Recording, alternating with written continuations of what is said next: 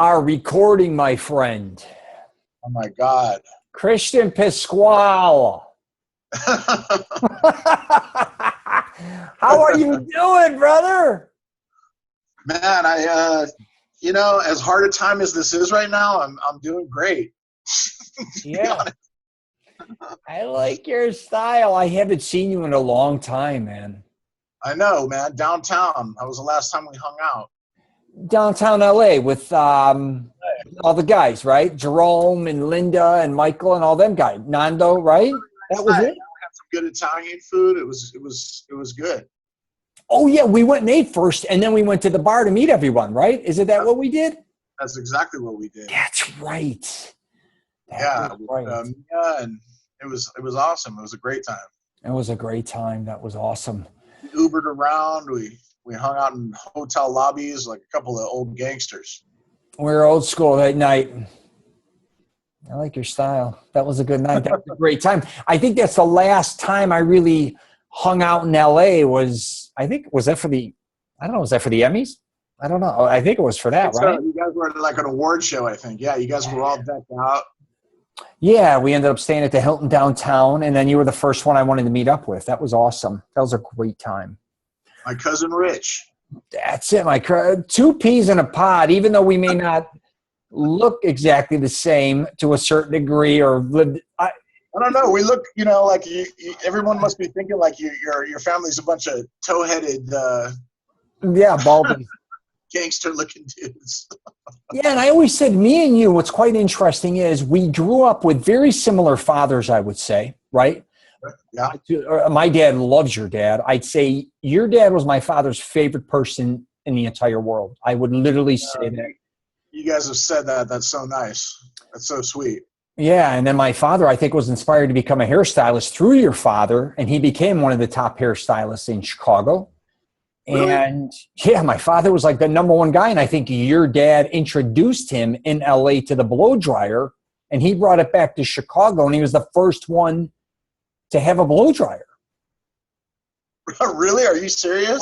He talks about it all the time. I'm pretty sure that's how it went down. And then my father was like one of the top hairstylists in Chicago. He was cutting hair for like Hugh Hefner, Paul Newman, all the top dogs of Chicago. And then my father went on to open a nightclub. But me and you, too, we had fathers that were very fashionable, very unique, outgoing. They both got divorced. We grew up in a divorced household at a very young age. I was in Chicago, you were in LA, and then my father moved to Florida when I was 13. But to make a long story short, like me and you. Did you grow up in Florida? Did you grow up in Florida from that point on? No, I would just do summer schools in Florida. And then I would do Chicago winters and go to high school in Chicago, but I went to 2 different high schools. I went to Oak Ridge in Florida, and I went to St. Joe's in Chicago. Right, I see. Yeah, because you have a distinctly Chicago accent. Really? That's crazy, because especially all the places I even lived in San Diego for a while. I thought I might lose it, but. Really? Yeah. No, it comes through. That's one that's going to stick with you, I think. Yeah, and when I met you and people were talking about you, I think we met as kids. Yeah. Well, I mean, I was like, oh my God. Yeah, my dad took us on a road trip across the United States, and one of the stops was Chicago. And I remember that he had a big trailer. Yeah, I slept in the trailer with you. It was the first time I've ever done that and ever done. When I was just about 3 or 4 years old. So there's little things I remember about that trip. That's awesome. But we both grew up loving so many things. It's funny. The only thing that I think me and you are different in is music. I grew up, my father was a musician. He was a professional drummer. A lot of my family. Great. I didn't know that. Yeah, he even designed his own drums. So cool. Yeah, what are those famous drums? How would I forget him? He was in Drummer Magazine. What is those? Fleetwood Mac uses them and all them guys? I forget the brand names of a lot of the drum sets. It starts with a Z, I think. How would I forget? His car's a Zimmer, and then it'll come to me, but he designed his own left-handed drum set. Awesome. They're absolutely stunning. And even though I'm a lead singer and a guitar player, I've always watched drummers. I've always, been really, I'm a rhythm guitar player. So like, I've always paid attention to drummers whenever I'm watching a band. That's like a majorly important thing. Me too. Me too. A lot of our family members on the CELENZA side, they're all drummers. I don't know if you know that. A lot of them are. Really? That's interesting. Yeah, and I don't know if Chester was a lead guitarist. Charlie's a drummer. Louie's a drummer. My cousin Donna's husband, Mark Schuster's a drummer. So those are just a few. And then like Louie can also play like 5 instruments. He can even tune a piano. So wow. A lot of them, they have family jam sessions. I don't know if you know that every year. No, that's amazing. Yeah, my whole family plays music but myself. I used to get up and sing AC/DC songs because I can't sing. That was about the gist of it. We used to cover an AC/DC song in my band. We used to cover Rock and Roll Man. Yeah. I did that cover live in front of 6,000 kids with Rancid in New York City. Wow. We covered AC/DC, yeah. We did a really mean cover of Rock and Roll Man. We were really good at that. See, that was a crowd pleaser. I exhausted myself with music because my father opened a nightclub since I was like 2 years old. And then he had 3 bands a night. We would have comedians. He'd play the drums. I called it audio assault after a while. And it almost turned me off of music because during the days they would be rehearsing or all different times. And then I'd have to listen to the bands on weekends, jam. And it just got exhausting for me. And instead of falling in love with music, even though I know a lot about music, I've seen so many performances from James Brown to Sinatra, Carole King to Elton John. I mean, my list goes on and on and on. Prince, I saw in his infancy when he was just like fold-out chairs. I was a huge Prince fan when I was a kid. Huge. Yeah, me too. And I saw him all over my wall. I love Prince. Yeah, I see all these bands with my father, with other family members, and I just never – that's the one thing I think me and you are different in because we both love making film. I think we're – you know what I mean? We're filmmakers. We both love writing books, screenplays. I think we both love boxing growing up. We love fitness and and we love podcasts. I fought for a long time. That was my sport, boxing, growing up. Yeah, I want to ask you later after we get into this, some stuff regarding that because I know you do a lot of podcasts and I talked to you earlier and I want to get into things that maybe you've never talked about before because as you know, me and you do so many different podcasts or videos, it becomes kind of redundant to the people that watch our stuff, right? True. So, but let's jump into the book. Ask me anything. I'm an open book. Yeah, I got to put these on. I didn't want to screw this up. Love Lost Long Beach. That's right, man. This is the new big thing. I got to order this book. How do I order it for starters from you? Do I go online or just send you bread? What are we doing? ChristianPasquale.com, man. I got a domain name. Oh, fucking my name is spelled with 2 A's. CHRISTIAAN. And Pasquale is PASQUALE. There we go. We have a domain name named after both of us. I'm Rich CELENZA. Yeah. See? Yeah. So much easier. You go there, you click on the link, you click on the on this cover. Yep. It's just like this. It's gorgeous. Click on it and it takes you where you want to go to buy it, to buy my crazy memoirs. It's autobiography or is this just stories? Are they truth, fiction? Where are we at here with this? Oh yeah, it's all true. Okay. I guess people would consider me a memoirist. Everything I write about, all the short stories and stuff that I've written is all stuff that's really happened to me. So it's I guess nonfiction in a way. There's some poetic license in there, like to tie stories together and stuff like that. But basically, no, it's all real. It all totally happened. So. You are honestly, I'm not just saying this because you're my cousin. When I remember you originally were sending me stuff years ago, I didn't believe it was you. And that's no disrespect to you. I didn't know you as well, but it came off a lot of us get typecasted, I think, no matter who you are, right? Yes. Yeah, that's true. Especially me as well. I mean, it doesn't matter who the hell you are, and you automatically think somebody is going to write a certain way or think a certain way, act a certain way. You totally, and I don't know if you remember even me and you going back and forth. I'm like, this doesn't sound like this and that. I was all fucked up. Like, and then you said, no, this is me. This is who I am, Rich. And I'm like, Totally. I was so unaware. Yeah. It's all stuff that happened. I've been writing since I was 19, even before I had a band. I was selling poetry to poetry magazines in New York and winning like poetry contests and short story contests and stuff like that for literary magazines well before the internet or anything. I'm 47. So, I was winning like little prize money for poetry and short stories and things like that.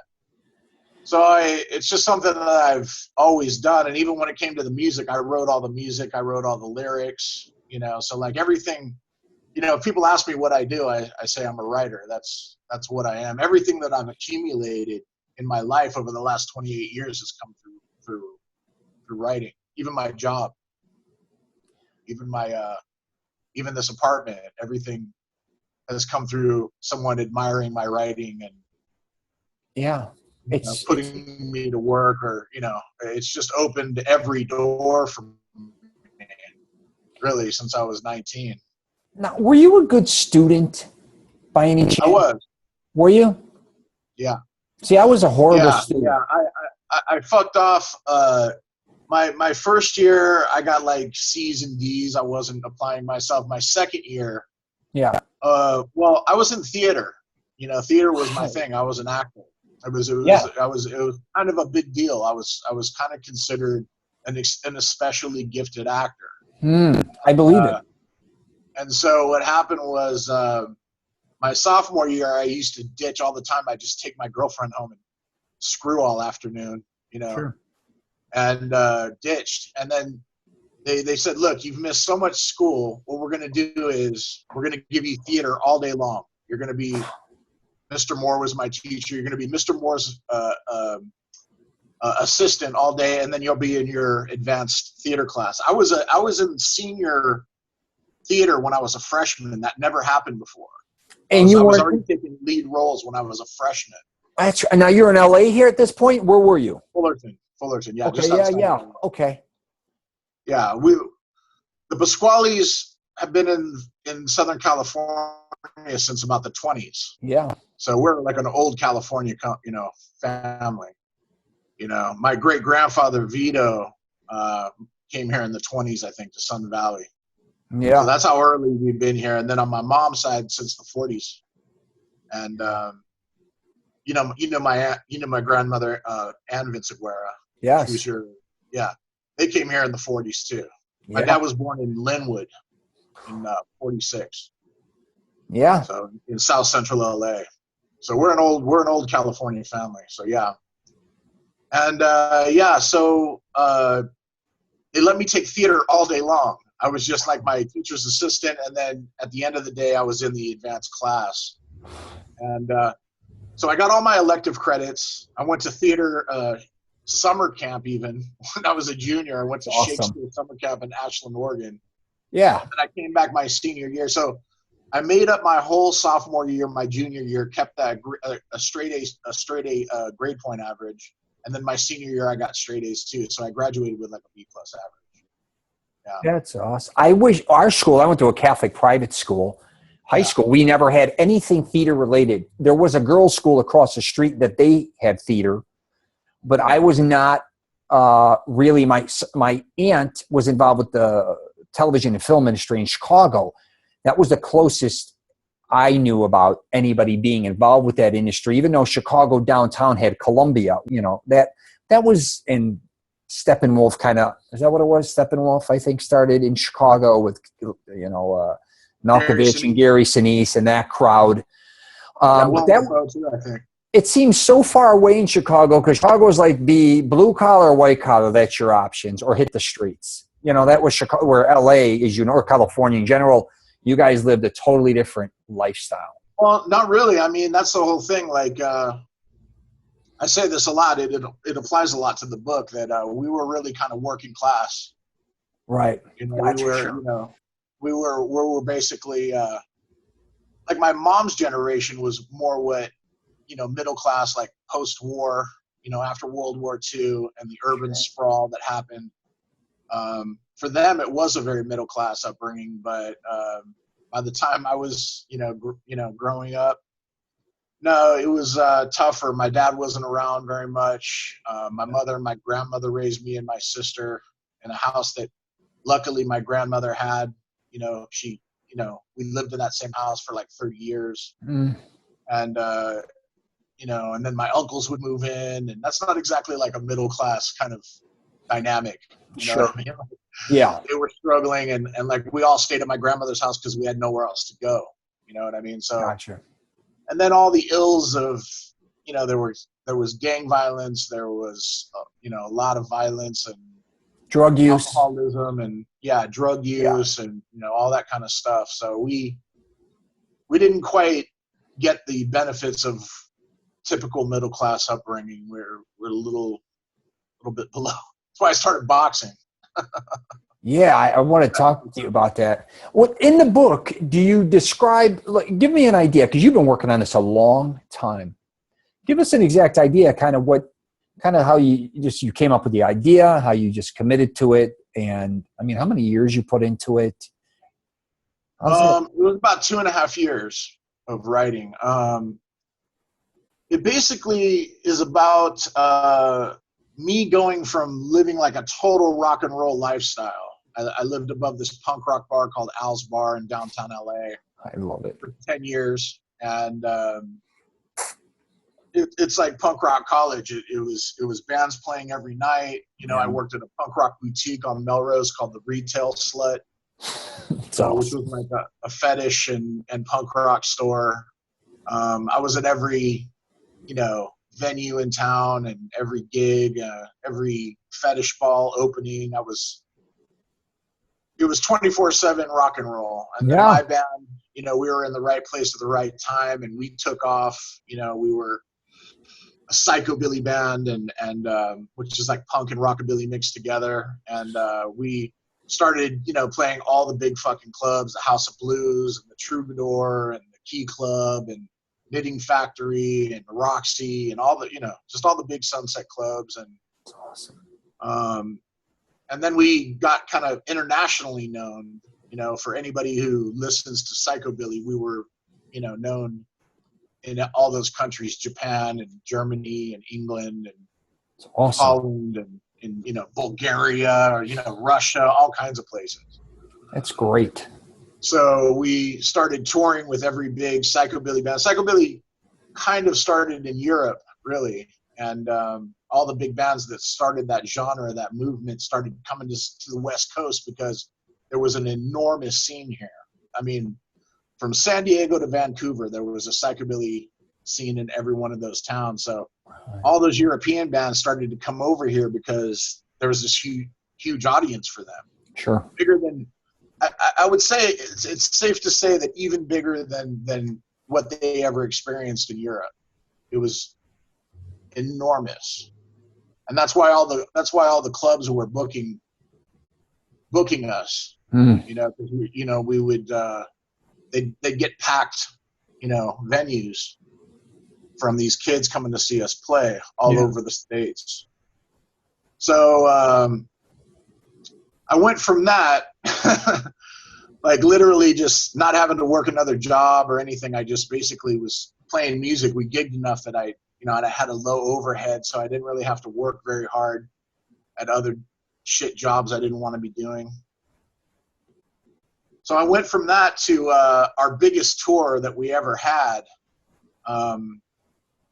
Was a 2-month tour across the country and back.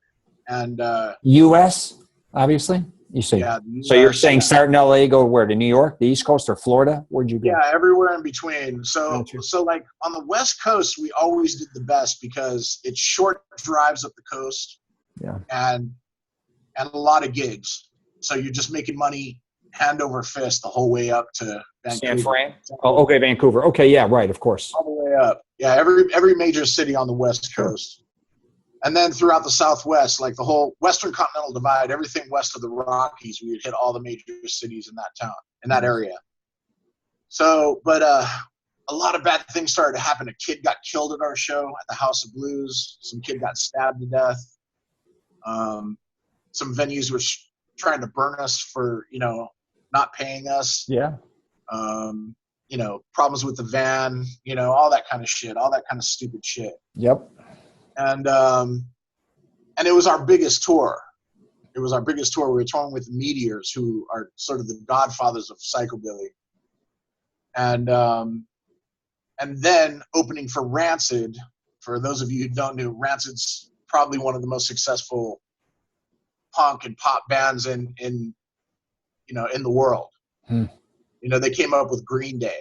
You know, they're from the same neighborhood, same club, the Gilman Street Collective in Berkeley. They all came out of that same area. So Rancid's a huge band. You've heard their hits. They've had 1 million hits. So it was a big deal. And then about a quarter way through the tour, me and my band had a major breakdown, major fight, and that was it. We broke up. So I had to fly to New York by myself and open for Rancid with a band that I hired in New York City called the Arkhams. It's great rockabilly band. All these Jewish kids from Long Island, and they learned my songs in like a week. And then we opened for Rancid, and then I ended up staying out there for a month because we just kept getting gig after gig. So I ended up staying in New York for like a month. You know, doing different gigs, yeah. And then I flew home. You know, and my band were my best friends. You know, and yeah, then, it's a family. Yeah, it was a total, and they were gone now. You know, and it was a bitter breakup, and you know, my sister needed help. She wanted to get her own place with my niece, and they needed help. They needed a roommate. They didn't want to live with strangers for roommate because the price of living sometimes is so outrageous that people have to resort to that a lot of the time. They have to, you know, live with strangers as sure. Yeah. I didn't want my niece to have to deal with that, so I quit playing music and I went to work driving big rigs. I was driving 18-wheelers, you know, for a living, which my father was a truck driver too. Yeah. So I find myself in the same position that, you know, that he was in, driving trucks, 14, 15 hours a day, lonely, hard, exhausting work. Scary too, man. I mean, the responsibility. You know what I mean? Yeah. Up and down the mountains or the hills, weather, all that shit. I mean. Yeah. In fact, the first chapter is a story of me towing a truck full of trucks down a mountain. So it was a car hauler, 2 trailers, Swift Transportation. You've seen them on the road. Swift, they're a big company. And it was full of SUVs. The truck was full of SUVs. Yeah. And I had to tow that motherfucker down off a very steep, windy mountain in the middle of the night one night. That's what the whole first chapter is about. And I wasn't even very experienced at that point. I was still like a really new truck driver, you know? Gotcha. But that was my job. I towed big rigs that broke down on the highway. You know, the big, giant tow trucks? Yeah. Yeah, that was my first. That's how I started driving trucks. It's the highest and most dangerous level of difficulty is where I started. That's unbelievable. Now, so you started the book from the point of when you quit the band, not stories previous to that, correct? Yeah, no, it's me describing in the beginning like the modicum of success that we had. You know that, you know, we were able to buy a tour van. We were able to have our own private, you know, rehearsal space. You know, we were working just, you know, part-time shitty jobs, and then the rest of our money was coming from gigging, and, you know, we were getting a lot of recognition, and even more than we were getting even more recognition than we were bigger than we realized. Yeah. It was weird. Like, we didn't even kind of realize the reach until a certain point. We started going like, shit, I'm getting recognized all over town. And sure, you know, I'm going to different cities. You know, California's huge, you know, and I'd show up somewhere. And, well, like when I went to New York, I was telling this story to my girlfriend the other day. I arrive in New York City with my guitar in my suitcase. We drop off my luggage at their place. We go into Manhattan. We go over the bridge into Alphabet City into Lower East Side. I get out of the truck and walk into a club, and someone recognized me right away. You're in the Slanderin. I was in town 2 minutes. Mm-hmm. So it was that kind of success, like where you're like, wow, people know us all over. Yeah. So, you know, but yeah, I mean, I went from that to just being like a regular old schmo, just driving a fucking truck, which I hated. I hated it. You know? Yeah. It was really lonely, you know? Yeah. You're basically up before anybody gets up. You know, you're driving all day, and you know, you might say hello to the guy who signs the bill of lading when you drop off your load for 2 seconds, and then you get home after everybody's asleep, and you're just alone all the time. I kind of felt like Travis Bickle in Taxi Driver. But after you left the band, you made a film. Do you talk about that in the book? Am I wrong about that? Right. So is that part of the, you know, you made it's basically, what is it? Kind of a documentary of our family. Yeah. Our right. Family, yeah. So from an artistic point of view, you kind of went from music, even though then you had another outlet. You wanted to become a filmmaker, correct? Or were you writing? I mean, that happened. That was sort of a magical thing that happens in the book. So what happened is the book addresses so much stuff, so much really kind of vital things about the opioid addiction is you know, the opioid crisis. Sure. It addresses a lot of like really life affirming things, a lot of like things that I went through that were scary and tragic, you know, a lot of very tragic loss of life. Yeah. And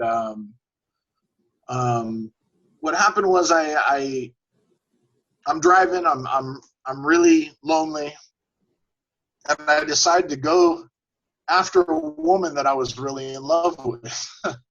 I just went for it. You know, this woman that I was like crazy in love with. I decided with her, and so in the meantime, I had all these people in tow with me that were old friends of mine from the scene who were like heavily addicted to heroin. It ended up being 4 people, but 3 friends of mine, a girl that I moved down there with, we were just roommates. We had a slight romance, but we ended up just being roommates because she revealed to me that she was heavily addicted to heroin. And I had 2 buddies that were in the same boat. You know, they were just, I mean, hardcore heroin addicts. Yeah. And so I was really depressed, you know, because I've never touched the shit. I don't fuck around. And I'm just working like a dog, and they're all crashing my pad while I'm out working all day. I have these 3 heroin addicts just like crashing my place. You know, I'd come home to like junkies passed out all over my floor. Right. And, you know, I was doing everything I could to help them. I was getting them into detox. I was getting them into rehabs. I was taking them to halfway houses. I was doing whatever I could with whatever free time I had, which, believe me, wasn't much because, like I said, I was minimum working 14 hours a day. Yeah, for sure. And then I just got a bug up my ass. Like, I just remember that my father was a real shutterbug. He was really into photographs, and he made these great family albums that I remember thumbing through as a kid and connecting with my father in a real deep way over our past and all this stuff. Really interesting photographs that I thought would make a great documentary. Yeah. And there were hundreds of them, hundreds. Yeah. So I started bugging my stepmom and my mom to find these photographs, and they're like, we don't know where they are. Like, you know, they're like, we put them in storage years ago, and we don't know where they are, you know? And I'm like, well, look, let's dig those up. That's our whole family history. Our whole family history. My old man died penniless. He didn't have shit, you know, when he died. And all he left us were those pictures. Yeah. So I really wanted someone to, like, you know, I'm like, come on, step up. This is, you know, come on. It's his legacy, really. You know what I mean? That's what he left whole you. lineage. Yeah. All the way back, going from my grandfather coming over here from Italy, you know, on the boat, like pictures of him on the boat. It's crazy. Come in here. So it took a few months, but they finally got it together. They came through with flying colors. Everybody found all these pictures, and it took me about a year of like scanning them and cropping them and getting them ready for you know, to edit into the film. And I just slowly, you know, started to accumulate everything. And then the thing was once I did finally get all of the photos together, the CELENZA side, the Vincent Guerra side, the Pasquale side. Sounds like an episode of The Sopranos. When I got all those things together, I knew some of the people, you know, Junie and, you know, Auntie Mary, Auntie Lil, you know. Sure. But I didn't know the stories behind, so I had all these pictures, but I didn't have the stories behind a lot of it. Some of it, but not for a whole film. Then one day I'm driving to work early in the morning. I'm on a residential street, 2nd Street in Long Beach. And I see this dude walking toward me this way. And I'm looking at him and I'm like, good God, that looks like my dad. And it was Uncle Robert, my dad's oldest brother. Yeah. And he had been a heroin addict for 45 years, in and out of prison his whole life. Yeah. And when I saw him, I'm like, he was carrying 2 bags of groceries from Vaughn's. And he's walking down a residential street. So I put 2 and together. I'm like, he's got to live around here. He's walking with groceries. This is a residential area. He must live somewhere around here. Yeah. And so I called my Uncle Billy, and I'm like, Uncle Billy, where's Uncle Robert live? And he's like, I don't know, man, somewhere in Long Beach. And I haven't talked to him in a while. I'm like, well, get in touch with him because I think he might live near me. And as it turns out, he lived half a block away from me. Wow. In the whole city of Long Beach is a gigantic town. It's 800,000 people easy. Oh, yeah. And in that whole city, my Uncle Robert, who I hadn't seen in 15 years, lived a half a block away from me. It's amazing. And he was down and out. He was living with a woman who was an alcoholic, and they both drank and, you know, hustled drugs. And everybody in their building was the same way. They were all like old burnout jailbird types. And so I got a hold of him, and I'm like, hey, man, come over. I got something I got to show you. And he comes over, and, you know, I show him all the photographs that, you know, he hadn't seen in 20 years of our family and shit. And he just started crying. He's like, I never thought I'd see these again. And he's the one that filled in the story, you know, all the stories behind all the pictures, you know. Oh, there's Auntie Lil, and there's Uncle June, you know, he filled in all the blanks, you know. So it was a really miraculous chain of events. Yeah.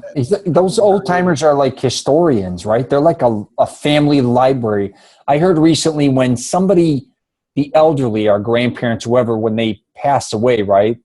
It's like burning a library because they know the history of our families that goes so far back where our generation doesn't know that, right? And it's gone forever. Exactly. And I mean, it was hard to get what I got out of even the people that were still alive, my aunts and uncles and stuff. They're like, you know, Grandpa didn't talk about the old country, and, you know, he wasn't an open, kind of loving kind of dude. You know, he was a tough dude that fought in the war and struggled. You know, he came here with nothing, you know, kind of one of those dudes. And you didn't have these open fireside chats with your mean Italian father in those days. They're like, we don't know, you know, we don't know. But I mean, I had to dig it up myself, and it was all there. you know, my grandfather's immigration papers coming over here from Bari and awesome. all that kind of stuff. But yeah, Uncle Robert filled in a lot of the blanks. He was my oracle to the past, you know, so I was able to kind of build the film around him and him at the end of his life, which was, you know, a tragic thing where, you know, he did a lot of regrettable things and you know, even his own son was not concerned with his health or anything like that because he had fucked over the family in so many ways over the years that everybody was kind of done with him. Yeah. And, you know, but my father hated him. You know, my father had no love for Robert. Yeah. But I think that's only because he was such a disappointment. I think my dad really looked up to you see, that's another thing I mentioned in the book is that he was so much like my dad. They had the same mannerisms. They coughed the same. They kind of had the same laugh, the same sort of. So I think at some point my dad really looked up to his big brother and really admired him. And then he became such a disappointment that my father was just, you know, bitter about it. Yeah. But when Uncle Robert came around, it was like revisiting some version of my father because their behaviors were so similar. Yeah. You missed that. It was like a ghost, you know, coming back to visit me. And somehow I think my father would have wanted me to take care of him the way I did. I think, you know, he would have been like, you know, keep your eye on this motherfucker, but, you know, he's your uncle, you know, take care of him, which is what I ended up doing. I ended up becoming his payee and sort of his caretaker toward the end of his life. Yeah, and you show that in the movie, actually. Now that I think about it, I think the last time I saw you was after that because you had a premiere for your movie that I was in L.A. for. Yeah, you guys came to the premiere. That's right. That was awesome. The Digital Museum of Art or something like that on Sunset. That was so cool. Yeah, and I invited a bunch of people. They came. That was fun. I had to catch that was very nice of you guys. I had to catch a 6 a.m. flight, and I never catch morning flights, but it was one of those things. I had to be in New York or some shit. I never booked them, and then I was at yours. I literally went to the hotel, slept for like 2 hours because, you know, LA is. I had to drop off the rental car, catch a, you know what I mean, at 4 a.m. I wish I could have stayed a lot later and hung out, but that was. Oh, it was awesome. It was the only premiere I had for it, and it was a weird venue, but it got a pretty good little turnout. I think there was about 40, 50 people there or something like that. It was perfect. It was quaint, and it was really cool, and everyone there loved it. Well, I already saw the film because you already had the film come out, and I got to watch it with my father. My father was blown away by the job you did. My stepmother, Rhea, they thought you did an unbelievable job. I did too.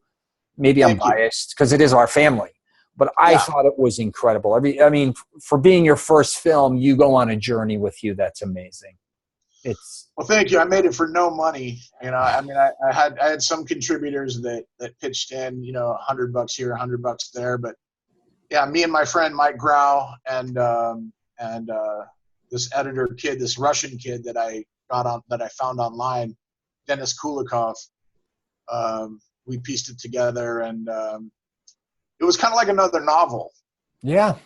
Just put to film. So in a way, like this book is sort of like my fifth book because Angels and Oranges was almost like a novel that I just that I put to film.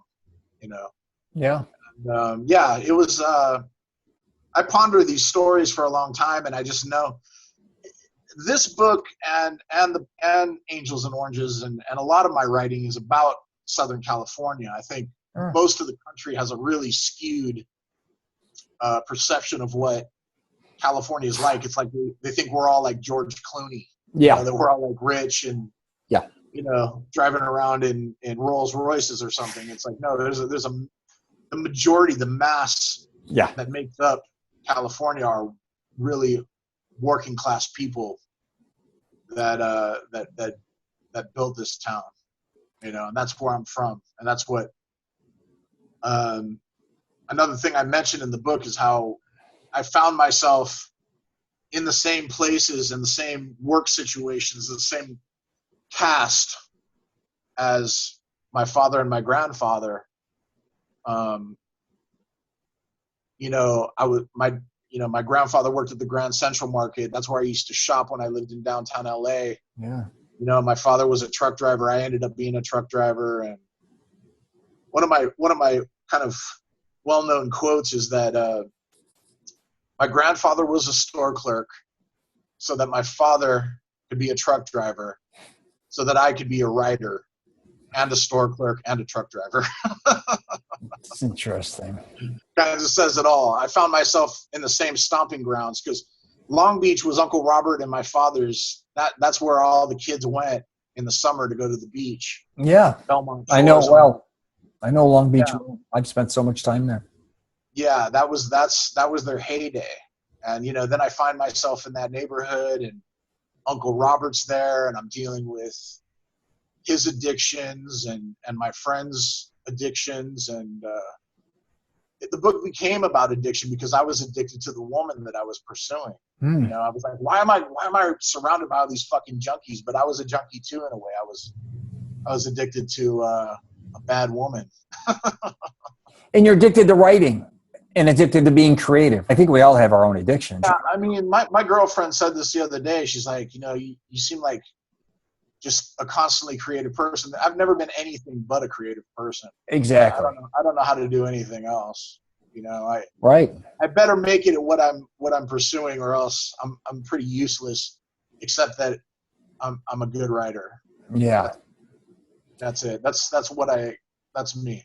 That's what I do. That's what you do, man. It's like interesting. You say, even Uncle Robert would say what you just said. Like, you don't look the way you write. You look like you just got it out of the pen. And that's just my culture. Like, where I'm from, you know, all this tattoo stuff that's just how we get down. You know what I mean? That's where you're comfortable. That's your identity. Yeah, that's our whole thing. And like, where I'm from, you know, this is how we do. And Fullerton is a very punk rock town. You know, it's Fullerton's North Orange County. Like, you could see downtown LA from Fullerton. If you're up on Bassenturi Hill in Fullerton, you can look and see downtown. That's how close we are.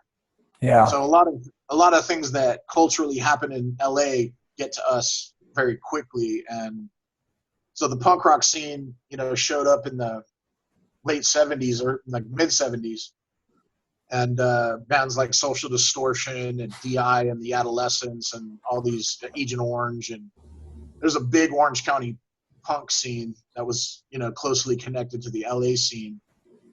And, you know, I grew up in the midst of that. In fact, my mother and father met at a club called Ichabod's in Fullerton. And that's where it was just this dive bar next to a bowling alley in Fullerton. And all those bands I just mentioned, you know, played there. That was like a premier punk rock kind of venue. It's just a windowless, shitty, you know, smell like piss and stale beer, kind of shitty little dive bar. Right. And that's where my mom and dad met. So that's how deep I am in that world. You know? Yeah. I grew up, like I was saying earlier, in the nightclub business. My father from 2 to 13, and then he went to Florida and went into the vending business, which was gaming for nightclubs, bars, gentlemen's clubs, restaurants. So from basically 2 years old to about 40, all I did was, for the most part, besides trying to make films and do other things, but I was in the nightclub bar scene. You know what I mean? And you were in it. Yeah. You were actually a performer. Basically, all I did was collect money and move equipment. But again, the similarities we kind of have is you worked in the clubs and I worked with the clubs or the bars. You know what I'm saying? I'm in and out of numerous type of places, and you are as well, performing in numerous places. Yeah, in fact, so much so that when I go to a club now, it feels like work. Yeah. Because I'm like, I should be setting up the merch table, and are we going to sound check pretty soon? It's like, you're not playing tonight. You're just there to enjoy yourself, but you have that so ingrained. And I lived above a punk rock bar where I was a bouncer at sometimes, and I was booking shows there. And yeah, I was, you know, a song and dance man, but, you know, I've been, a club performer and Yeah. We started to move into theaters and stuff like that later, but yeah, that was, I mean, we gigged a lot. We fucking played a lot of shows. Yeah, that's your life.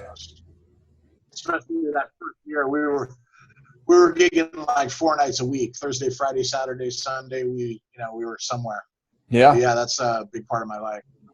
I mean, our band, when in our heyday, that was about a 7-year period from about 1999 to 2006. And then we broke up for a few years, and then I restarted it with another combo, another bunch of guys. So, I was active with that band. We put out 3 albums over basically a 12, 13-year period. It was a band that was around for a while. Yeah, man, you are a diehard musician. I'm going to start another band. I've had a lot of arguments with my former bandmates wanting to keep doing the Slandering. That was my band, the Slandering. Yeah. But I'm over it. I'm over that music. I'm over that time. It's just like beating a dead horse. It's just like I don't want to do it anymore. So I'm starting another band called the Vitriolics. That it's going to take some time to put together, but it's much more garage and hardcore punk and surf and all those kind of elements like all put together. And the gimmick of the band is that every other song we do is a cover song, but it's going to be like such an obscure cover that no one's going to know. I mean, we'll say who the artist is, but sure, basically we're going to do these obscure covers that no one knows, and just really make it like a hard physical band, with a lot of bashing and smashing and hard rock and roll, and like the performance ethic of like James Brown meets the Cramps meets G.G. Allen meets the Ventures, that kind of thing. It's going to be really exciting. So I'm not done. No, so you think you went from, so it obviously sounds like you went music, then you went into film a little bit, kind of writing, and now back into maybe the band. Do you feel like that's the next chapter? Or you're obviously going to keep writing, but now that you're done with the book, you're going to kind of pursue the band aspect now, kind of go there? I'm working on 2 books right now. Oh, okay, cool. What are those?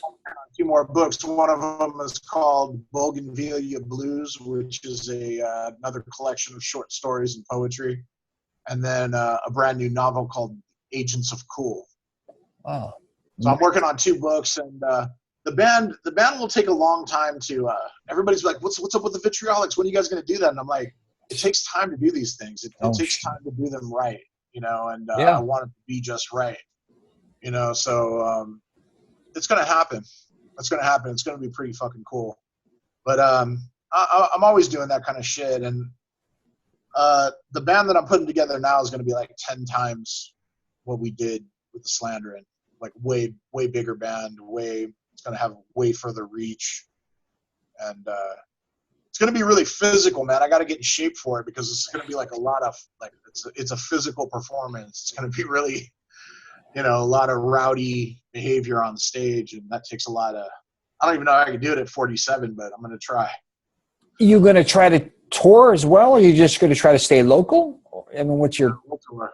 Oh, you're going to tour. I got you. You going to try to do an album, or are you just going to just do covers? No. The covers, you see, like, the thing is like a band like the Cramps, who I'm a huge fan of. I have like a couple of Cramps tattoos. This is the Cramps album cover.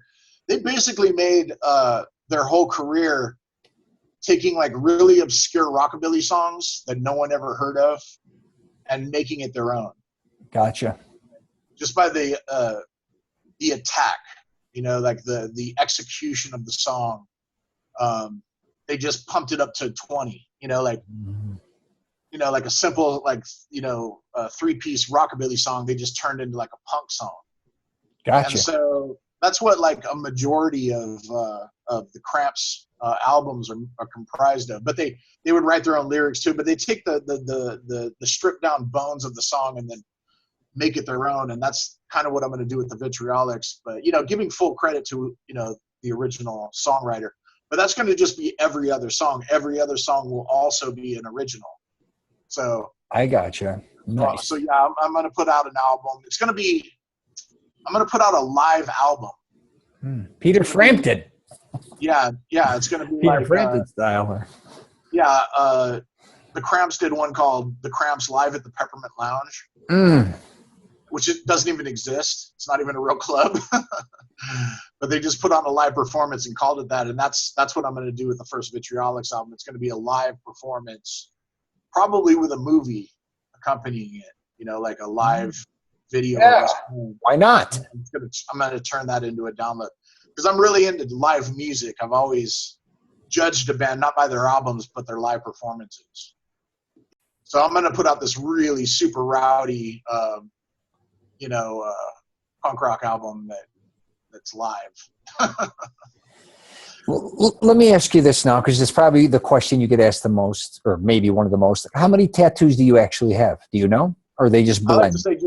I like to say just one big one. Right. So you were kind of like, am I wrong? So. Yeah, you were early in the game to the level of tattoos that you have. Am I wrong? Because like a lot of people are getting neck tats now, or, you know, full body sleeves and all that. Didn't you do that like in its infancy years ago? I mean, yeah. Like way back. Yeah, this trend that you see with tattoos is something that's been in Southern California for decades. Yeah. So it's nothing new to us. I loved tattoos when I was younger till I found out there were needles involved, and then I couldn't get rid of them, and I was afraid it wouldn't match, which I was just had my own issues. And then I flipped, and then I was an anti-tattoo. I think it's very unique. It just wasn't my thing anymore. What made you gravitate towards tattoo? Was it because of the neighborhood, the music, the friends? Yeah, it's very much a part of Southern California culture, working class culture. You know, a lot of our uncles and fathers and brothers and cousins are prisoners.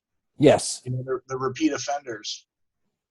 You know, they get caught up in the, the horrible penal system that fucks people's lives over, and that culture bleeds out into the streets, and we pick it up. And it's like I said, where I'm from, it's not uncommon to see a guy as tattooed as me at all. There's guys with way more than me. You know. So it's just I always thought it was sexy. You know, I love the way tattoos look, and I thought about it for a long time before I got them. I started when I was about 24, but I never get sick of them. Everyone's like, "Aren't you going to get sick of those someday?" It's like, no. It's like getting sick of my nose or my ears. Right. You know, you don't regret like any of them. You just love them all, right? Like they're their own. I love them all. Yeah. I mean, there's a couple that I've had covered up. I used to have my band's name tattooed across my chest, but we broke up, so I got this giant huge piece. Crazy. Covers it up. But no, I love them. I'm getting more. My tattooer is absolutely great guy. If you're in Southern California, you know, go see Stan Corona at Good Time Charlie's Tattoo Land in Anaheim. He's my guy. He's done a majority of my work, like 90% of it. Wow. You see the detail in what he does. You're unbelievable. Yeah. That's the Meteors. That's the band I was talking about that kind of started the psychobilly scene. That's I tattoo my favorite bands on me. You did everything all the way up to your neck, but not your face or head. Is that going to ever be done? Like you see a lot of these guys? No, I mean, I think on this side, there's a rose that comes up kind of high on the back of my, I don't know if you can see it. See it right there. But I know it because I know your photos. Right. Yeah. But no, not my head or my face. No. No. That's interesting. No, I just, I don't know. I started shaving my head really young. I was like going bald, and you cleaned it up. Yeah, I'm like, let's expedite this process. So, but yeah, in the music scene, I mean, it's not mandatory or anything, but yeah, a lot of people had really cool tattoos, and I met my tattooer through the scene, and Good Time Charlie's is like a real old school tattoo parlor. It started by Good Time Charlie, this guy Creeper, and a couple other people, Jack Rudy, and all these people that started tattooing in the 70s in East Los Angeles. They had a Good Time Charlie started there, and they moved to Anaheim, I don't know, like 25 years ago or something. But it's not this new hipster kind of tattoo parlor like where Sure. You know, it looks like an old tattoo parlor, and the guys there are all like OG tattooers, like really good tattooers who've been through some shit, seen some life, and it's like a real place. It's a real fucking place. Like the place like in the 70s, like there's in Southern Cal where I lived in Carlsbad, but like if you go to Cardiff or like Encinitas and stuff, these guys, you know, it almost looks like a bar that's been closed down. You know what I mean? Right? Yeah. And there's just not even, you can't even sometimes see inside of them. They're not like nowadays where you go to a mall or somewhere with a glass window. Like it almost looks scary to go inside these joints, right? Yeah. Yeah. It's the real thing. And it's kind of like my version of a men's club in a way. We're all there with our shirts off and we're all just showing off our tattoos and getting tattooed, and a bunch of really tough, real motherfuckers that have lived the same kind of life that I've lived, and I feel quite comfortable among them. But yeah, they're scary dudes. We could talk forever. We're all a little bit scary. We're all a little bit scary. We've all Yeah, we all got a past. Yeah. Christian, so we could talk really forever. Really professional, and just some of the best artists in the world. I believe you. Yeah. Yeah, I see those guys in California because I've been to every freaking town, I think, at this point, up and down, from there all the way to the top, back down. Yeah. And it was funny when you start talking about California, how people perceive that place to be a certain place. Like wherever you go, people are going to be rolling out red carpets, which is quite the opposite of that, as you know, especially L.A., downtown L.A. It's a small fraction of what the town is. I talk about that too because I'm fortunate enough to visit I was fortunate enough to visit every city in North America multiple times. And no matter what town you kind of talk about, if you talk about Oklahoma, you think they're this way. You talk about a guy from Boston, you think they're this way. You kind of talk about Chicago, you think it's this way. And the reality is a lot of times some things are like that, but most are nothing like that, which I found quite Chicago, man, there's some good people out in Chicago, man. We play some. Yeah, that's a great place. There's some real tough crews out there of skinheads and punks and stuff out there. Real tough dudes, man. Real people. Real working class people that struggle, and it's cold, and it's just really tough crowds out there, man. But really, accepting and loving people. It's awesome. Yeah, I love it there. Yeah, that's got to feel like almost home to a certain degree because you have so much family like us that were born and raised there. I got so many, family members out there, and I've been through, and you're so busy and you're so fly by night. You're just coming in and going out, coming in and going out. You don't have time to sort of relax and enjoy the place, Yeah, for sure. Even San Francisco, which is like one of my favorite cities, like most of the times I've been there is coming to town to play and then leaving. Yeah. And about 5-6 years ago, a girlfriend of mine at the time, we actually went up there to just relax and enjoy ourselves, and it was great. I love that city a lot too. Yeah, a lot of the traveling that I've done across the country has just been like boom, boom, boom, boom, boom. It's exhausting. Yeah, me too. I know what you're saying. You go in and out. Some days 1 day, sometimes 2 days. You really don't even understand what you're doing sometimes. You're just in and out. You're in and out, as you know. So true. Yeah, I got so much family back there, and my immediate family I'm very close with. My mom, my sister, my niece, and my mom's side of the family. But my dad's side, they're not real close. They don't commingle very often. And I only went to Chicago as a kid one time to visit with the family when I was little. So yeah, for all this crazy coronavirus shit is over, I'm taking the book on tour. I'm doing a book tour. That's awesome. Here and in Ireland. I'm talking to some people over there to go to Dublin and do a reading over there. That's awesome. That's great. Playing music, I got friends, here and in Europe, and we played in England and stuff like that. So, I'm gonna, connect with people in. I was on a podcast with this girl, Alyssa Flores. She's got a podcast in Austin, Texas. She wants me to come there and do a reading. She wants, I got friends in San Francisco that could set up a reading in Portland and Seattle, and that's great. so yeah, I'm gonna hit different cities you know, all over the country. And, you know, in Oakland, there's this crew that we used to play for called the BP Psychos. They're like this Oakland motorcycle club. And I'm going to go up there and do a reading with a bunch of tough, rowdy bikers from Oakland, Yeah. which will be fun. You know, And we used to collect. We had vending equipment in biker bars, in Florida, you know, the South. And the last biker bar we went into, I'll never forget. It's a big group, and we put equipment in there, and then it was like a house, I guess you could say, where they all kind of lived. And it was a fluke because there was a chain of restaurants. I don't want to name it, but one of the girls that worked there was dating one of the head biker dudes, the leaders. So that's how we ended up meeting him. And he's like, "Hey, would you mind throwing in a dartboard, maybe in like a tabletop?" We're like, "Sure, we'll do it for you." Like he's like, "I don't care if it's used or not." I think we even had it outside. So to make a long story short, he's like, "Here's my card." And I said, "Oh, okay, thanks." The card said, "Our business is none of your fucking business." And then it had his phone number. It was hysterical. But he's like, "Come in the house whenever you want, collect money, stick it here. Don't ever worry about anybody." But it's interesting when you get around.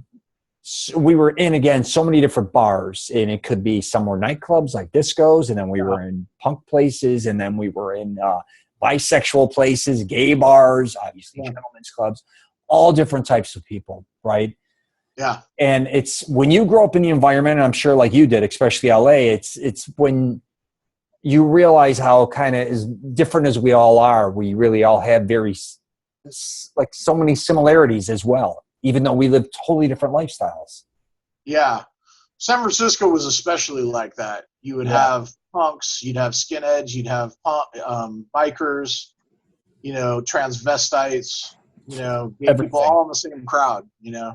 It's such a culturally diverse place that we would have, you know, all kinds of people from all walks of life coming to see our shows. And, we had that kind of appeal. But, we have a lot of, like, criminal element in our crowd. You know, like tough people that, you know, have to struggle. And, you know, this thing with this virus and everything, it really sheds a lot of light on economic inequality and just all the things that we're doing wrong as a society. You know, it's really bringing to life, you know, bringing to light all that's fucked up, you know, and the way things are structured. And like I said, I lost a lot of, you know, Uncle Robert. I watched Uncle Robert die, you know, too young, with a lot of regret, you know, in his eyes. And friends that just never pulled out from mental illness, like breakdowns that they had that they never recovered from. Yeah. You know, people lost to drug addiction that just are never going to pull out of it. Yeah. You know, like people that are going to do it until they either die or just throw away all their lives. I lived very much on the edge all those years, right on the fringes of society, where terrible violence would happen and terrible tragedy would happen. And you saw firsthand people realizing how addicted they are. Yep. And how, you know, how lost and out of control they are to the drugs. Sure. And so I've seen a lot of sickness, and a lot of the ills of society are in this book, you know, in the background of Southern California, all the name places, Long Beach, you know, downtown LA, Vernon, you know, Cudahy, Compton, Watts. You know, I talk about this city and try to describe it, and the economic woes of the working class people of this town, which is not talked about enough. Like I said, everybody has you know, this weird perception of like Hollywood stardom, like that's what LA is. Yeah. There's so much more to it. Yeah, Robert, do you feel fortunate sometimes? Because I grew up like with some of my family members, close family members, I think we both grew up around a lot of drugs. I did, especially alcohol. And then my father being in a nightclub. And then me even being at a young age, being involved with going to bars at young ages again, being in Florida. I used to say getting Coke was easier than getting a drink, like, you know. And we were, for some weird reason, and my mother always talks about it, like somebody was looking over me, but I never was into drugs. I drank a little bit here and there, but I never got caught up with, I used to feel bad for a lot of those people. I used to look at them as lost souls, right? But a lot of my family members ended up on drugs, alcoholics, friends, colleagues, everyone, a lot died. When you're in that lifestyle, it's kind of weird when you're with them, you're hanging with them, they're your friends, but you're not one of them. It's very interesting, but like you're in a band with them, right? I'd work out with guys, let's say we're on steroids. I hung out with guys that were cokeheads. I hang out with guys that were, you know, that did heroin or, you know, this, but I never judged them to the point. Yeah, me neither. You know, I loved them for who they were, but I never got caught up with the mess. But I don't know if like God was protecting us, but you learn so much being in those environments too, than just saying, if we weren't in those environments, maybe we wouldn't have the patience, I think sometimes. Oh, I'd lose my patience all the time. Well, you were at a high level because you had to work with them too. I work with them where bar owners are alcoholics, drug addicts, whatever. But I just go in and I have to deal with them and I leave. In your case, a little more extreme. Yeah, I would get pissed at them all the time. You know, I'm just like, what the fuck, man? I mean, it was always some kind of fucking drama about some shit. Dumb shit. Why didn't you ever fall into it, you think? Why didn't you ever start doing drugs, you think? Well, because I grew up with Uncle Robert. I knew that's what I always said. Yeah. You know what I mean? You know, you guys know back in Chicago, you guys even in your branch of the family know the stories of Uncle Robert, and you guys have no illusions about the kind of life he lived. And I grew up around that. Not just him, but other people that I saw. You know, my family were more drinkers, and they were the kind of people that worked hard all week long, got up and, you know, walked to work and ate healthy and all that stuff. But come Friday, Saturday night, man, it was on with drinking. Like, it's funny. I observe that a lot with people. Like, they have like high school behavior, even when they're in their 30s and 40s. They drink like teenagers. You know, they get blackout drunk. You know what I mean? They're still reverting back to this sort of adolescent kind of behavior. And with me, I saw what heroin did already. You know, I knew about that, so I never fucked with heroin. In the punk rock scene, unlike other scenes, like, it's really in California, it was like alcohol and speed. That was kind of what fueled and it kind of reflects in the music. It was like meth, but not to where it's like your teeth are falling out, but you take like crop tops. They used to sell them in fucking liquor stores, these little white amphetamine pills. You could just fucking buy them at the liquor store back then. Yeah. Mini, that's what they were called, mini thins. And, you know, you'd pop those, or you'd snort some speed, and you'd be drunk. And that's what the music, that's the energy, the slam dancing. And I mean, not everybody's on it, but that was how we fucked around. And, you know, we smoked plenty of weed and stuff, like when I was in my 20s, you know what I mean? But yeah, it was mostly a speed and alcohol fueled scene. It wasn't a heroin scene. There were some people that fell down that rabbit hole, but no, I never fucked around. And the drugs I did do was dabbling. It was I never had an addiction to anything. And yeah, you know, it was all just mostly, I mean, the speed part was like just because we're on tour, you're traveling 15, 16, 17 hours, and you got to get on stage and put on this really rowdy live performance, you know, that's very physical. And, you know, you do it just to, oh, whoa, okay, let's go. You know, like, it was that kind of thing. It was, you know, therapeutic. I always looked, having a father that owned a nightclub and a go-go club and then a restaurant as well, I looked at alcohol as a business. from a very young age, not as a place to go and enjoy yourself, if that makes sense, because I seen, even my mother was a bartender, was with my father originally in the bar, and then she left to go bartend as well in other places.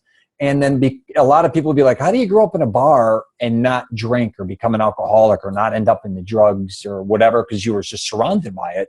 But the reality was, I used to just look at that as a business. And when I started doing vending with my dad, I don't care if I was in a gentleman's club, if it was a full nudity, whatever. I called myself a veteran. By the time I hit 21, I was already in the bar and nightclub industry for 20 years. When I turned 21, I felt 50 being around that for so long. Yeah. The music, the atmosphere. But again, I still almost look at, I never like getting drunk, but I just looked at it differently than everyone else. I'm not saying it's normal, and it wasn't my dad's fault that, those people were doing those things or whatever the case may be, but it was interesting to be in it without doing it. Right. My body can't handle an addiction.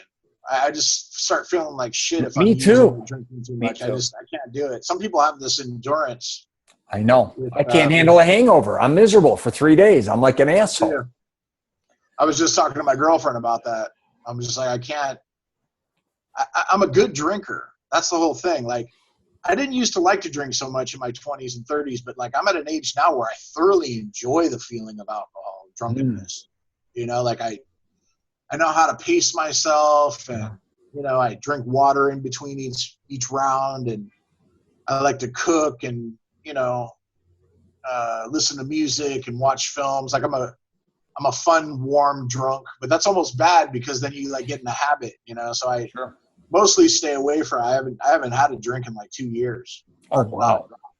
Yeah, I still drink, but I never get one or two. But I'm not. But I enjoy it. I wish I had the endurance of like Charles Bukowski was this hardcore drinking, writer.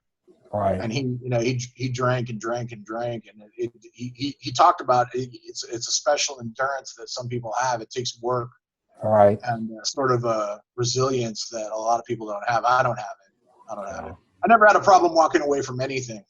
Me neither. Not with anything like that. I don't. Yeah. My formative years, I was a boxer. I fought for 10 years from the age of 8 to 18. Yeah, that's what I wanted to ask you real quick. Let's wrap up with that. Yeah. So you went from theater to boxing and then into music. I was doing both at the same time.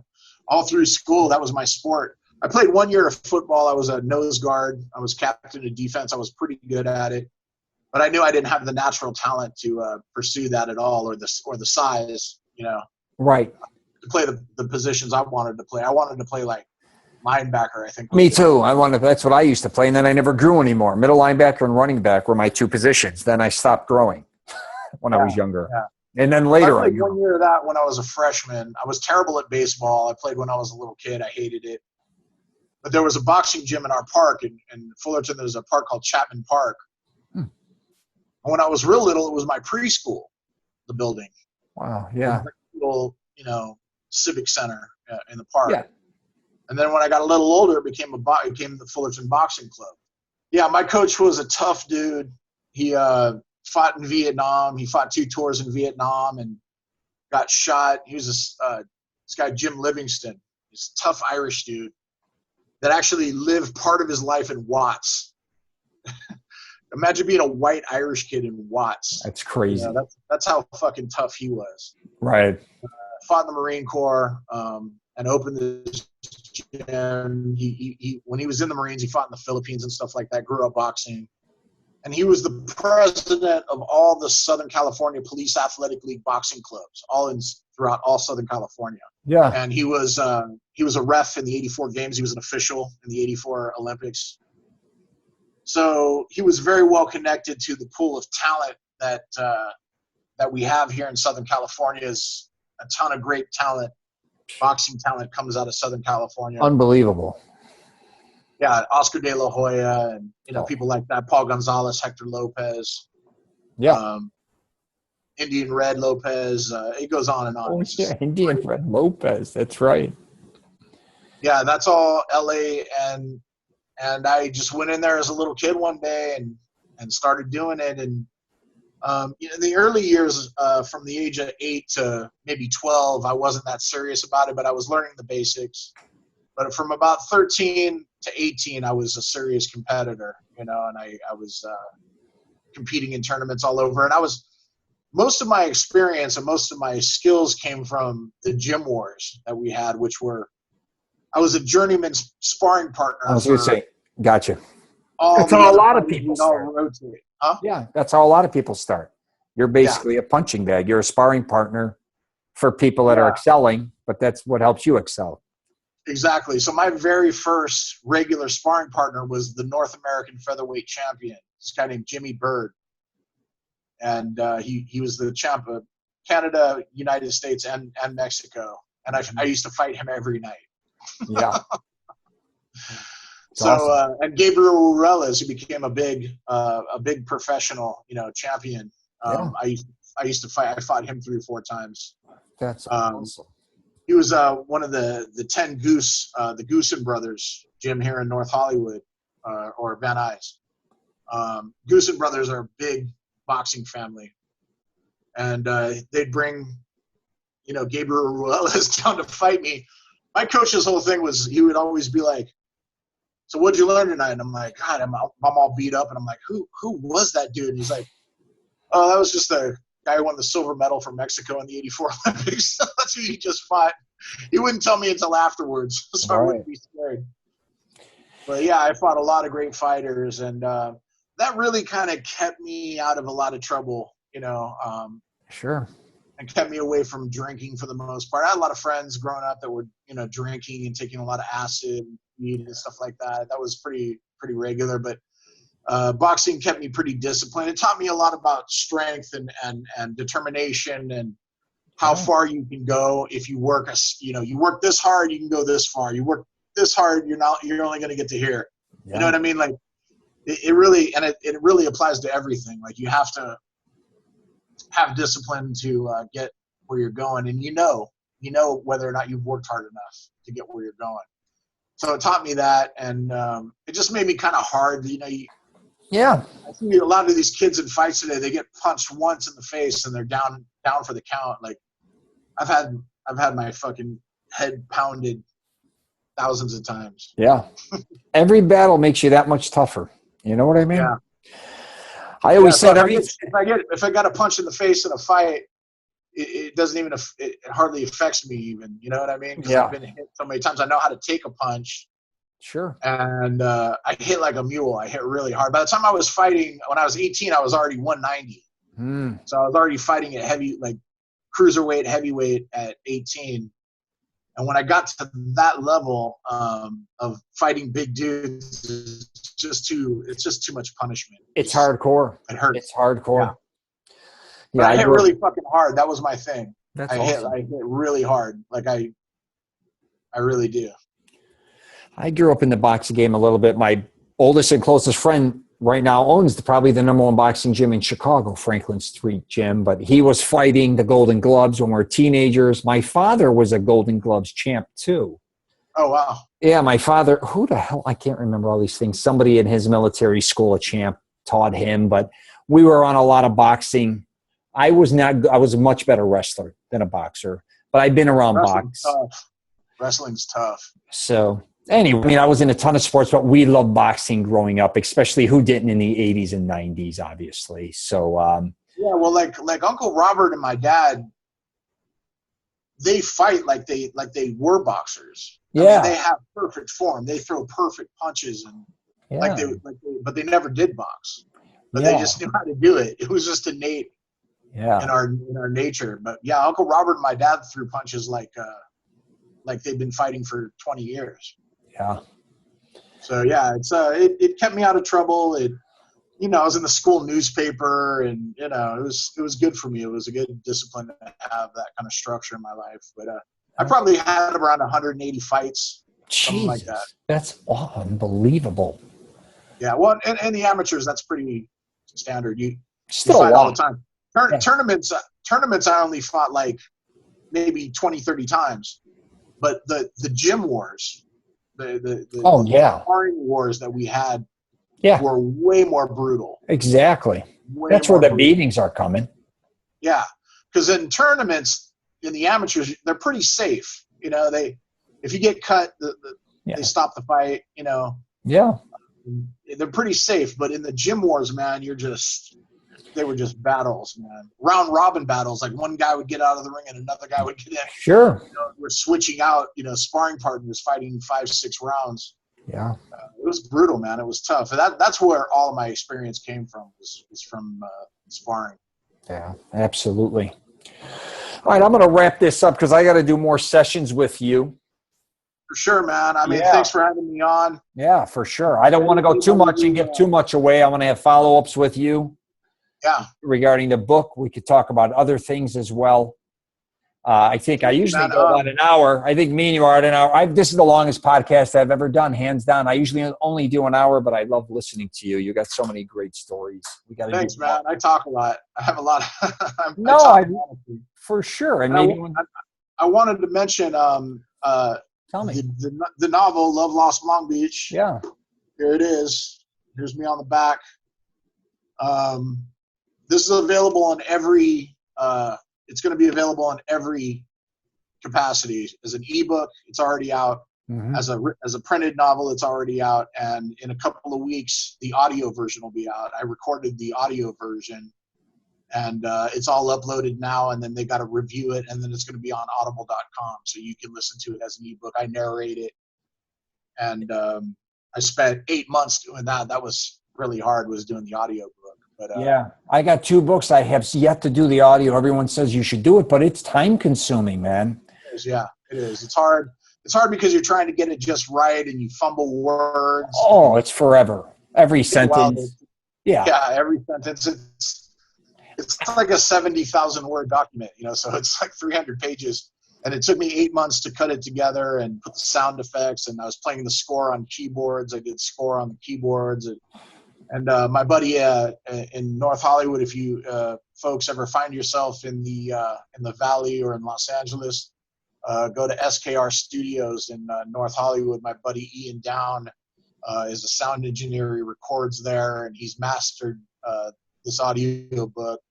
And throw him some business. SKRstudios.com, IanDown.com. Yeah, he did a great job, and so it'll be available in every way. So if you don't want to buy an ebook, you want to hold a book in your hand, you can do that. But if you wanted an ebook, it's there too. And if you want to listen to it, audiobook, keep an eye out. For sure. Tell them your website again, just in case they want to. ChristiaanPasquale.com. And don't forget the 2 A's. Yeah, ChristiAan. And then Pasquale is PASQUALE.com. Type that in, takes you to my website. Click on the images that you want to buy, and all my books are for sale on there. I got 4 books in all, and you can buy them all on my website. You can check out my podcast, This Face Made for Radio. There's a link for that. Yes. My SoundCloud account. You can check out my discography. All the songs that the Slanderin did is on Discogs. There's a link for that. So pretty much everything I do be on that website. That is awesome. I'm so excited to do this too, because we have so many family members on the CELENZA side, and they don't really know who you are. You know what I mean? Truthfully, you may be friends on Facebook, but they're always asking me, hey, who's Christian? What's Christian about? And if they didn't even see your movie, I talk about that. They always see us communicating. I try to share. You post on my wall. I think I post shit on yours. We share as we can. But this will be a nice, I think, intro, because we always want you, the family. We have the family picnic every year. Yeah. And we'd love for you to come to that. I mean, we talked about it for many, many years. This year, we're obviously not having it because of Corona, but if you ever do come to Chicago, I'd love it to be a time either for a wedding or something in that nature where you get to see everyone instead of maybe just a few of us. And I'm in Florida as well. But anyways, they want to meet you. And I love that. Yeah. Oh, my God. They talk about your father. The whole thing with the book is like now that it's written, as well as anybody, it's all about promoting your book after that. I don't want to use it for, line my insulation in the walls. I want to, I want these books to fly off the shelf. I wanted it in bookshelves, and I want to be doing readings and all over the country and pushing my product. And if I get to visit with the family in the meantime, that'd be great.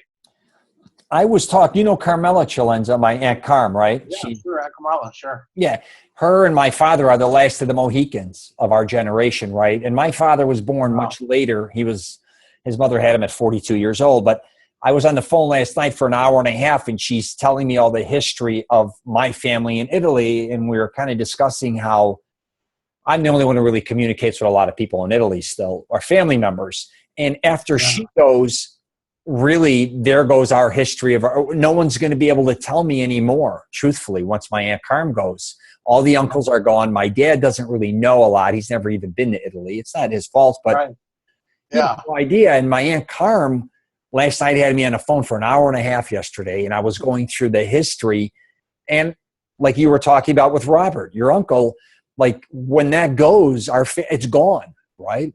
I have no one to, I guess I'd have to do a family tree, but I mean, that's why I made the documentary. For sure. I wanted to capture, my mom's side and my dad's side of my family history. And it's called Angels and Oranges because, we exist on that border between Los Angeles County and Orange County. And, so that's where I grew up and, that's where my family landed and, my background. And I rushed to do that because people get old and they die and then it's all lost. So I'm sure there's a much richer history back, behind it all, but I captured what I could in the film. So, And if anybody wants to get to know me, read my books and look at my documentaries. I put my life on,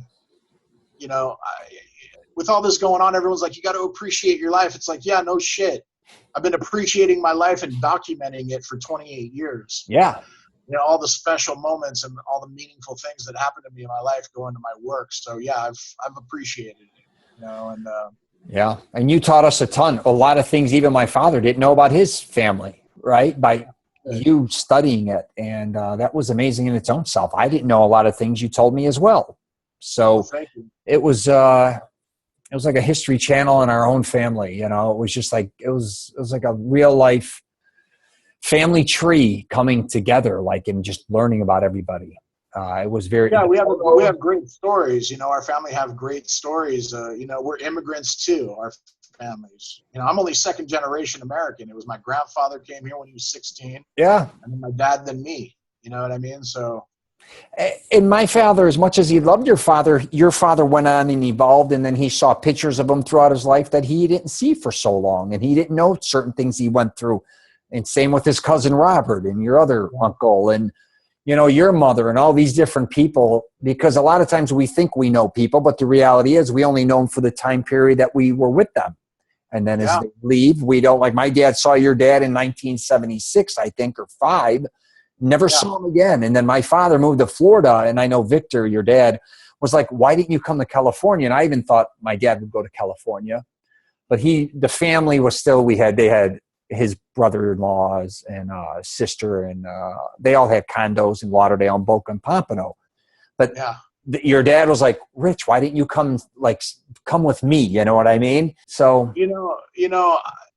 in some way, I mean, while making the film and while writing this book, I realized that I didn't have the best perspective on what my dad's life was like either, in a way. You know what I mean? Like, even though he was never far away and he visited regularly, he died so young. He was only 48, 49 when he died. And, we connected when I was, a teenager. We became really close, like brothers. But even in that period of time, I don't think I really got to know him inside out as much as I would have liked, so. Yeah, and he went on to have other kids like my father did. I don't know if you go through this, but me and my dad are almost like brothers because he went on later to have more kids. I was, he had me when he was young, and we sound alike, obviously, and I take on a lot of his mannerisms. His kids probably didn't as much, and being involved with his life in a nightclub and, just growing, we both kind of grew together, even though I was a baby, but, you kind of. Yeah, and it was a different time and space then. We weren't preoccupied by a lot of things. When you grew up in the 70s, you know what I mean? It was just, Yeah. we kind of worshipped our parents a little bit differently. We were with them. Yeah, my dad was a total superhero. You know, he was great looking, and he was dashing. He had great style, and he had a lot of women. My dad started getting girls pregnant when he was 16. He had his first kid when he was 17, and then the second when he was like 20, and then me and my sister were with my mom, and then Vito with Vito's mother, who he was with for the rest of his life until he died. Right. So there was 5 of us all together. My brother Joey died when he was 6 from leukemia. Oof. But my sister Michelle and me and my sister Nicole and then Vito, and so yeah. There's a double-edged sword to being as good-looking as my old man was. My dad was a really good-looking guy, and so he had women, any woman, pretty much that he wanted. So he kind of mistreated them a little bit because he was like, "Hey, if you don't like it, bitch, hit the road. I got a multitude of options anytime." So he kind of became a little bit spoiled with beauty, being a beautiful guy. Kind of was kind of a problem because he couldn't really get along in the world because he had all these women chasing him for alimony and child support and stuff like that, Sure. And so he never really got to, I don't know, he didn't accomplish anything. He spent most of his life just outrunning child support payments and stuff like that. It's crazy, yeah. I used to go around and say, my mother and father were so attractive looking people. And like people, if they say you're handsome or something stupid, I'd be like, you don't know, my father's $1 million. He's Italian, dark skin, blue eyes. You know what I mean? It looks like he's right out of Europe. My mother was extremely beautiful. And then they had us at a young age. So we got to see their beauty in their youth as well. Yeah. Like my brother and sister have, they don't know my father from a nightclub owner, right? Or they don't know him in his youth, in his 20s. And we were around and we both love our mother so much, me and you, because we were raised by them, right? So, yeah, my mom's amazing.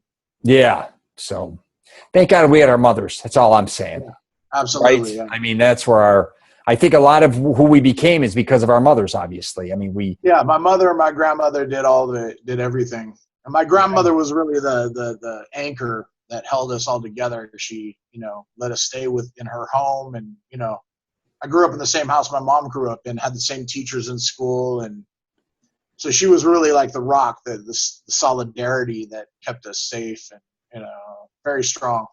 Yeah. Very strong. I had 2 grandmothers. I had 3 women because my mother and my mother's mother was only like 15 years apart. So most people thought me and my mother were sister brother because she had me at 18 or 19. But my grandmother was in her early 30s and I'm hanging out with her. Yeah. And then my great-grandmother from Italy was around too. And she lived in 93, but I had, I was always with the 3 of them. And then my mother getting a divorce at a young age, I spent so much time with them.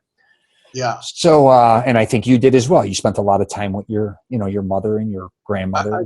I stayed with my Italian grandmother for a short time in my early 20s, and when I was about 20, awesome. Briefly, right after the LA riots, I stayed with her in Norwalk, which is even closer to downtown LA.